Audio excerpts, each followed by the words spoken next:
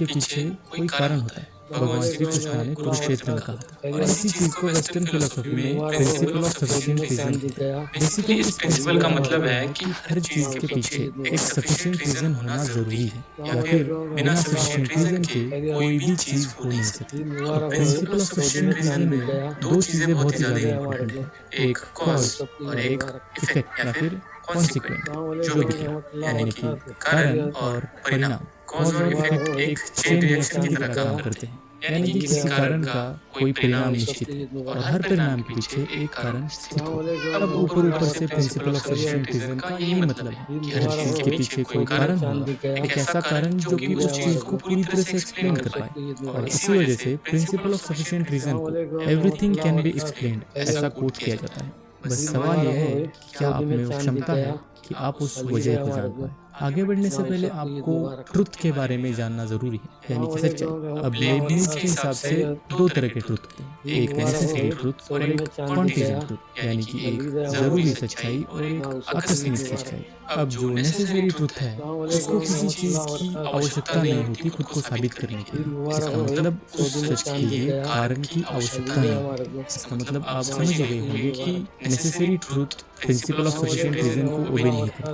Necessary truth एक ऐसी सच्चाई होती है जो कि अनअफेक्टेड है किसी भी चीज से या फिर किसी भी रीजन से। एग्जाम्पल के तौर पर ले लीजिए डेथ। हालांकि मौत की कई वजह हो सकती है, लेकिन मौत निश्चित है कि अंत उन चीजों में से है जो किसी वजह की मांग नहीं करती। उनकी निश्चितता उनके स्वभाव में स्थित है। ये हो गया नेसेसरी ट्रुथ। अब contingent truth. Contingent truth basically एक ऐसी सच्चाई जो रिलेटेड है किसी कारण से, यानी कि इसको एक्सप्लेन करने के लिए आपको एक रीजन होना बहुत ज्यादा जरूरी है। और बात आ रही है रीजन की, तो हाँ, contingent truth principle of sufficient reason पर ही बेस्ड है। अब एग्जांपल के तौर पर ले लीजिए कि मेरा पैर फिसल कर मैं गिर गया। अब मेरा गिरना भले ही सत्य हो, लेकिन मेरा पैर फिसलना उसका कारण था जिसने कि उस सच तक मुझे पहुंचाया। और वहीं पे नेसेसरी ट्रुथ देखिए, मृत्यु। मतलब आपका मरना तय है, भले ही रीजन कोई भी हो। यही डिफरेंस है नेसेसरी और कॉन्टिजेंट में। और अगर प्रिंसिपल ऑफ सफिशिएंट रीजन हर चीज के पीछे एक कारण ढूंढता है, तो भगवान के अस्तित्व के बारे में क्या कहना है? क्या प्रिंसिपल ऑफ सफिशिएंट रीजन दे पाएगा कि भगवान है या नहीं? अब देखिए, ये जो यूनिवर्स है जिसमें हम एग्जिस्ट करते हैं वो एक कॉन्टिजेंट ट्रुथ है, जिसका मतलब यूनिवर्स के एग्जिस्टेंस के पीछे कोई तो रीजन होना इम्पोर्टेंट है। तो जो कारण यूनिवर्स के अस्तित्व के लिए जिम्मेदार है वो है खुद भगवान। तो इस तरीके से principle of sufficient reason try करता है कि वो भगवान के अस्तित्व को डिफाइन कर पाए या फिर प्रूव कर पाए। लेकिन अगर इन लोगों को ये पूछा जाए कि भगवान को किसने बनाया, तो फिर इन लोगों के पास इसका कोई आंसर नहीं। ये बस ये बता देंगे कि God is basically a brute fact, यानी कि भगवान एक नेसेसरी एंटिटी है जो कि शुरुआत से है। और अगर इसके थोड़ा आगे जाने की कोशिश की तो इनके हिसाब से आप नास्तिक। लेकिन अगर वाकई में सोचा जाए तो क्या ब्रह्मांड की रचना के पीछे कोई वजह हो सकती है? क्यों ब्रह्मांड अपने आप में ही पूरा नहीं हो सकता? क्यों ब्रह्मांड अपने आप में एक नेसेसरी एंटिटी नहीं हो सकता जो कि शुरुआत से, जिसकी ना कोई शुरुआत है और ना ही कोई अंत? हम अब तक इस ब्रह्मांड के कुछ अंशों तक को नहीं एक्सप्लोर कर पाए, और यही चीज असल में डरने वाली भी बात है। क्योंकि अगर आप अब तक कुछ अंश ही जान पाए हैं ब्रह्मांड के बारे में, तो आपकी इतनी औकात ही नहीं है कि आप कह पाए कि भगवान है ही नहीं।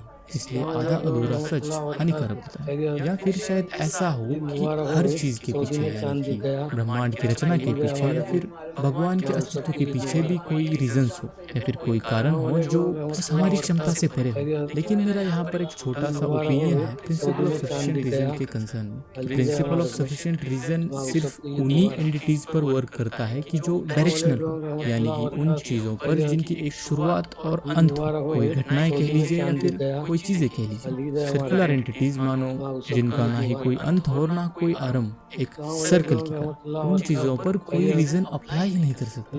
अगर एग्जाम्पल के तौर पर कहूं तो आत्मा। अगर आप आत्मा को मानते हैं तो आप जानते होंगे कि आत्मा ना ही तैयार होती है और ना ही नष्ट होती है, बस वो एक शरीर से दूसरे शरीर में प्रवेश करती है। तो क्या हम आत्मा के अस्तित्व को प्रिंसिपल ऑफ सफिशिएंट रीजन से प्रूव कर सकते हैं? बिल्कुल नहीं, क्योंकि इसके पीछे कोई वजह ही नहीं है। क्योंकि मेरे ख्याल से आत्मा एक सर्कुलर एंटिटी हुई जिसका ना ही कोई अंत है और ना ही कोई आरंभ, और एक डायरेक्शनल एंटिटी। मतलब मैंने पढ़ाई की इसलिए मैं एग्जाम में पास हो गया। अब मैं एग्जाम में पास हो गया, ये सच है, पर इसके पीछे का रीजन क्या है कि मैंने पढ़ाई की।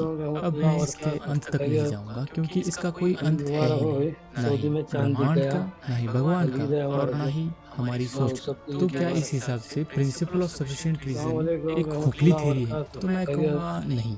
देखिए, ब्रह्मांड या फिर भगवान एक सर्कुलर एंटिटी है जिनका कोई अंत या फिर कोई शुरुआत नहीं है, लेकिन हमारी जिंदगी की शुरुआत और अंत दोनों है। इसका मतलब हम डायरेक्शनल एंटिटी है। प्रिंसिपल ऑफ सफिशिएंट रीजन हमारे लाइफ पर इम्पैक्ट करता है हर काम में। आपकी रोजाना जिंदगी में आपको प्रिंसिपल ऑफ सफिशिएंट रीजन चाहिए ही। हर चीज के पीछे वजह का होना इम्पोर्टेंट है, और जितना मुश्किल काम उतना ही दृढ़ और निश्चित कारण होना चाहिए, तभी आप वो काम कर पाएंगे। सर जॉर्डन पीटरसन ने भी कहा है कि one who has why can bear any how.